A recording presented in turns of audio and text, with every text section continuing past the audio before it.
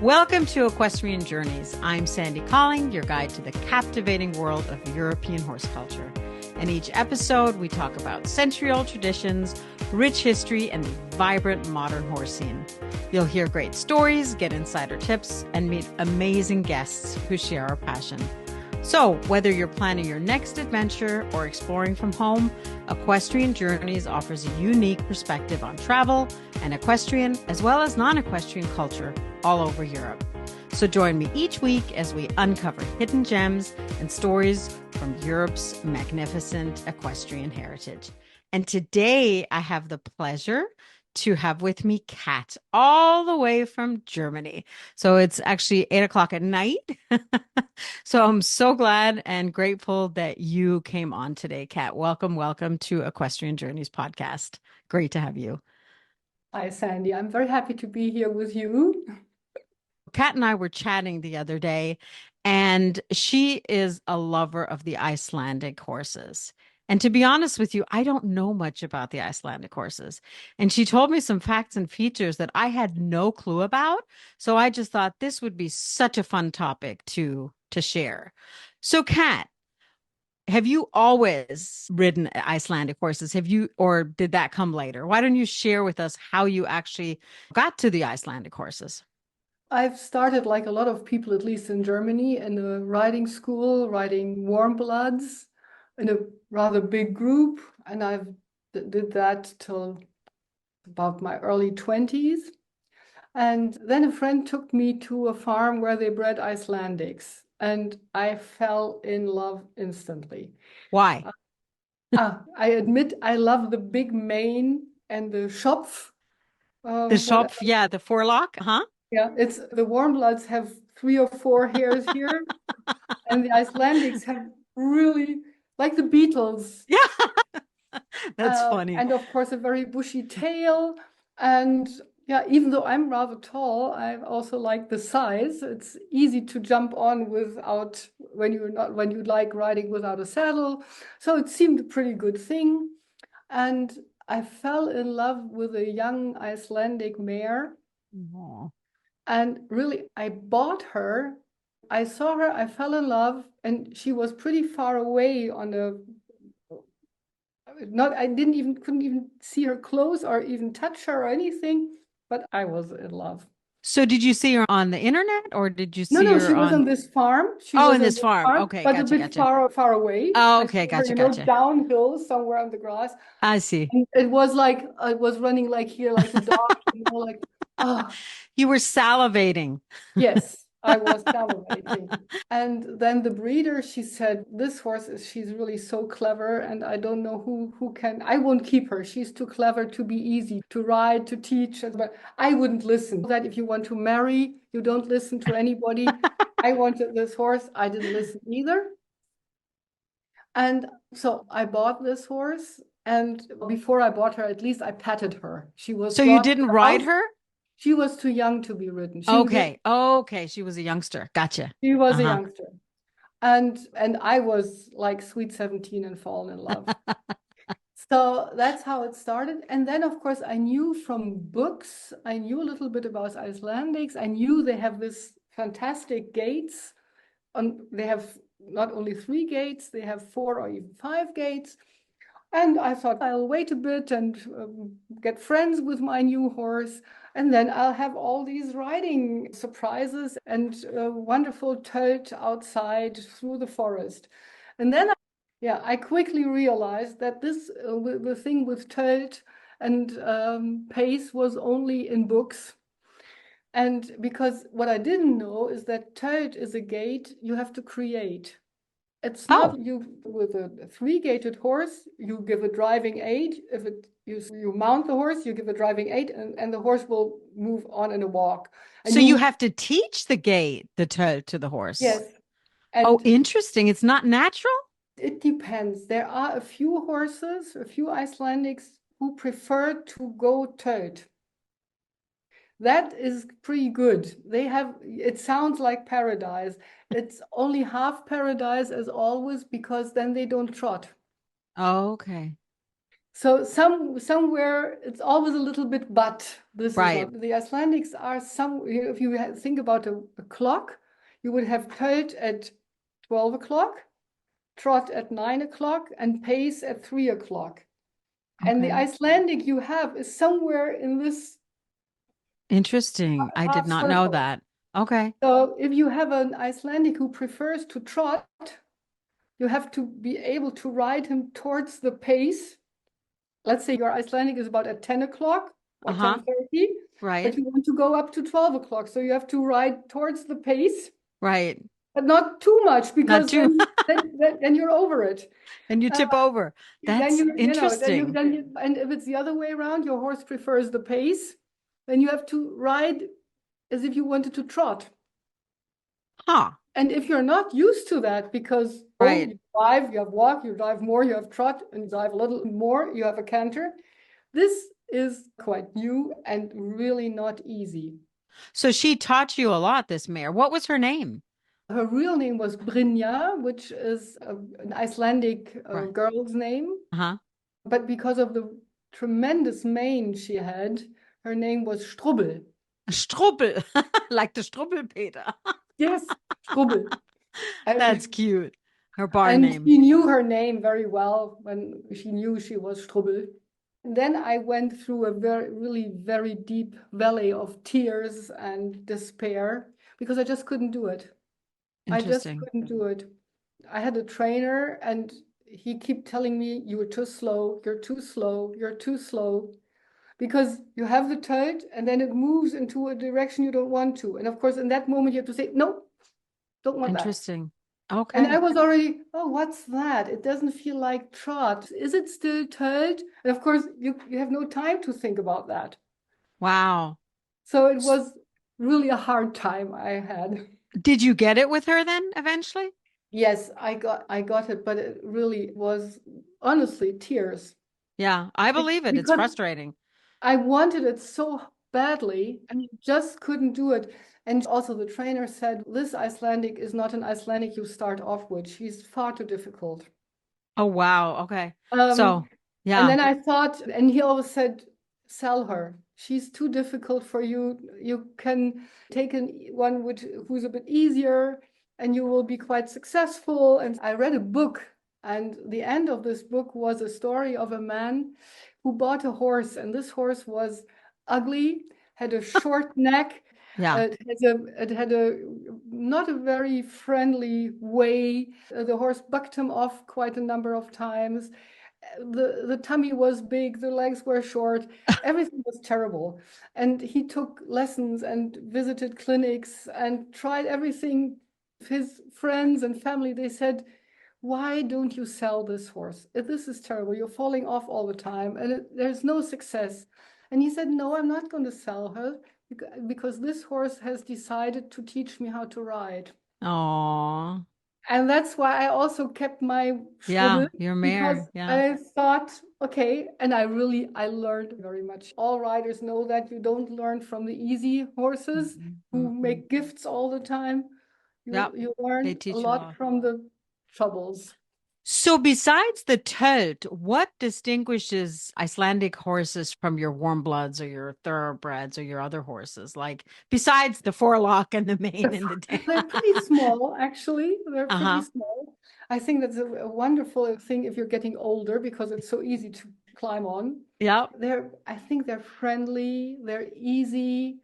I also think all these troubles we have with the lot bigger horses, with lameness, for example, I think that's all easier because the legs are shorter, the horse is closer to the ground. So I think there are less injuries, lamenesses.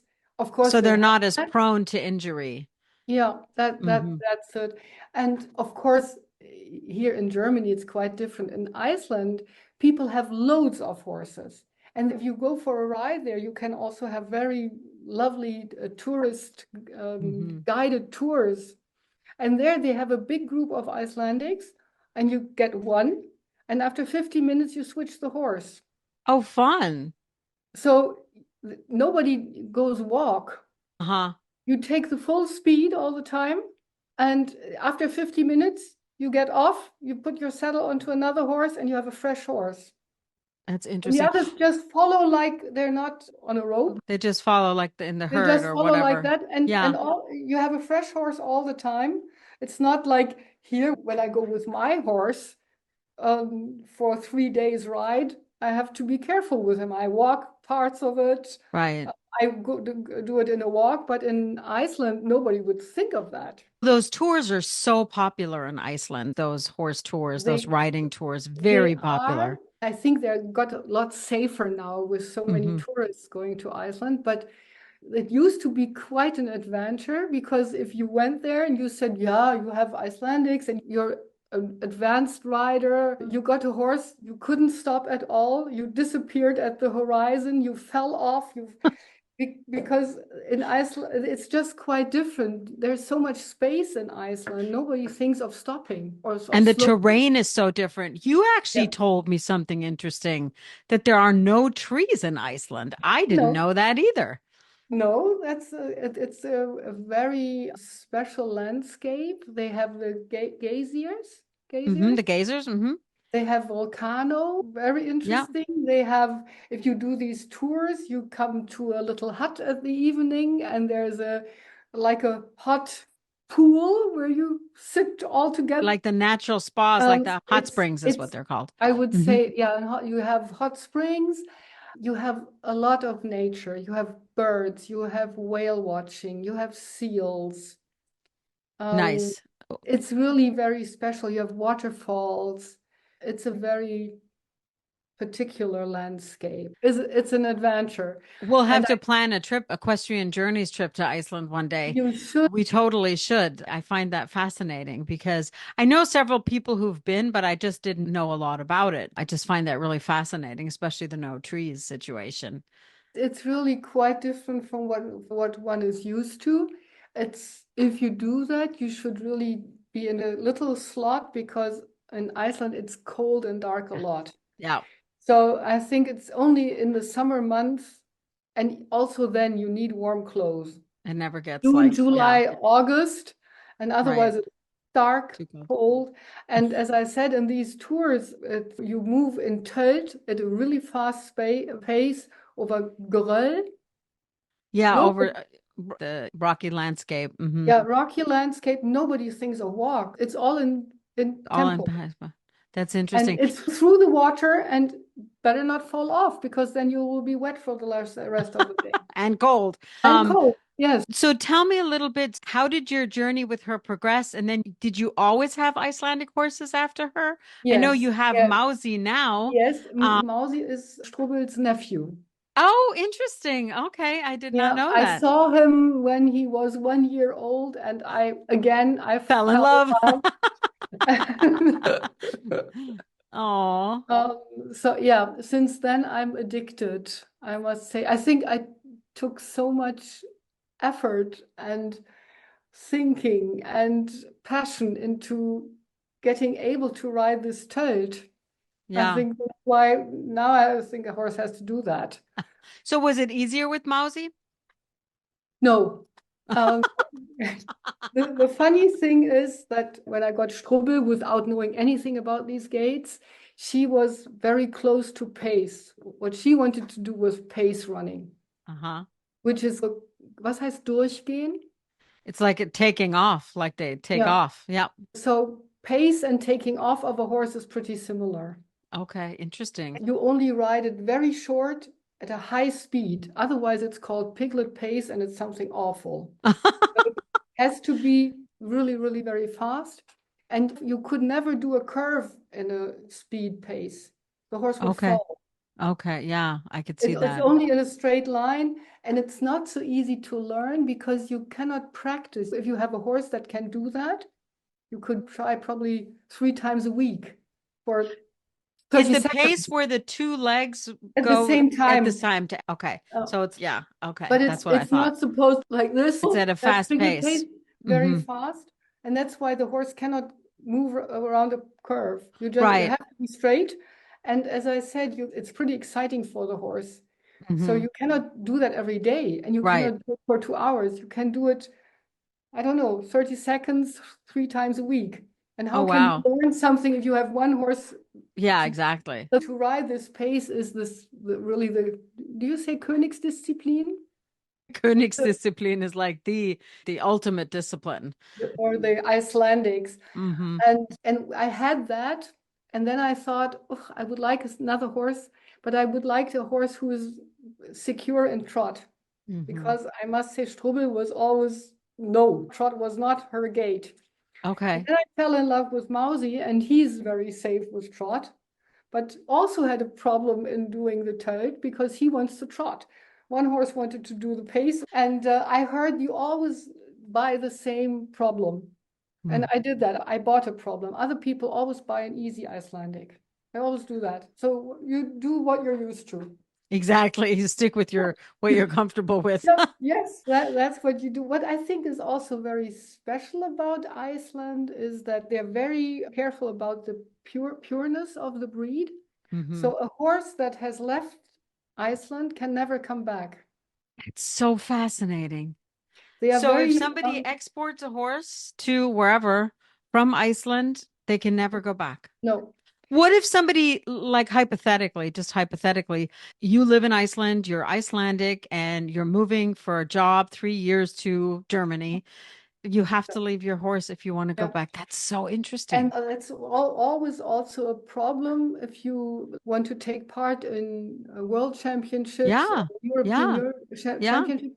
You never take the best horses because you cannot bring them back. That's so crazy. I And never they're thought of that. That's right. Championships, horse shows, you that's have, a horse has to if you, stay. wow. If they come from Iceland, they'll get sold after the championships. That's crazy. I And that's they're really the Icelandics. They're very cautious, vorsichtig hmm. about diseases. Yeah. So it used to be like that, that you couldn't also, if you went to Iceland to do such a guided tour, you couldn't take your breeches or anything. It has to be new because they're What? scared you would bring anything into the country. Is that still like that now? It has to be new, or you have to prove that it has to be gereinigt.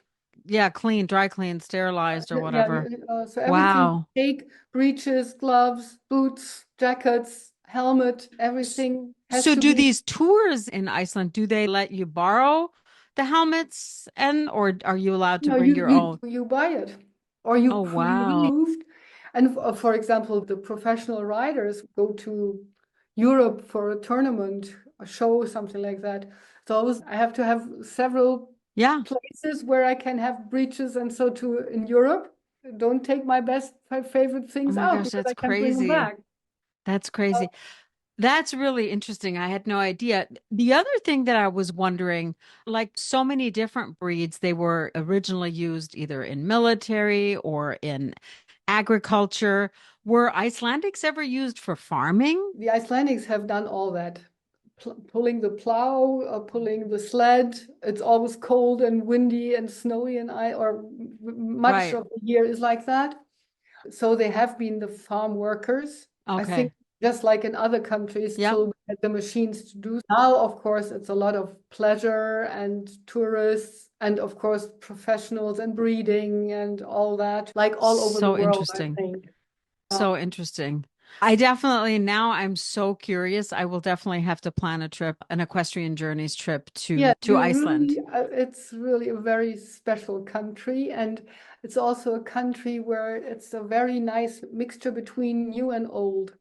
So mythology is a big part in Yeah, their day mythology. life. So they always, for example, the horse Sleip from the old Icelandic saga, that was the Uh-huh. horse from the head Fable. god Odin. Okay. He had Okay. 8 legs, and he was the fastest horse, of course, with all his legs. And he was the one who could move between the worlds, between of the god worlds and the human world. Oh, interesting. So Sleipnir is the horse. And for example, there are also other horses, for example, Nikur. Nikur is the water horse. Okay. And he was so pretty. And when people came to ride him because they were attracted by him, he went into the water and that was it. That's hilarious. Iceland also is the country of the elves, and Okay. a lot of stories and beliefs around that.